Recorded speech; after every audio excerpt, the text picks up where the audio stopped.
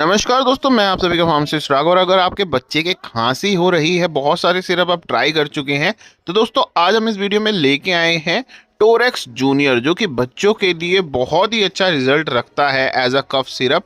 आप इसे एक बार ट्राई ज़रूर कर सकते हैं। इसके कॉम्बिनेशन आप देख सकते हैं, डेक्सोमिथार्फिन, क्लोरफिनार्मिन और फिनाइल एफ्रिन हाइड्रोक्लोराइड। अगर इसके डोज की बात करें तो 3 से 5 ml तक आप अपने बच्चे को दे सकते हैं। डिपेंड करता है एज पे, क्या कंडीशन है।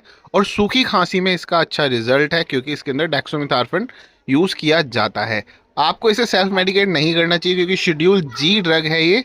आप अपने डॉक्टर की सलाह पर ही इसको हमेशा यूज़ करें।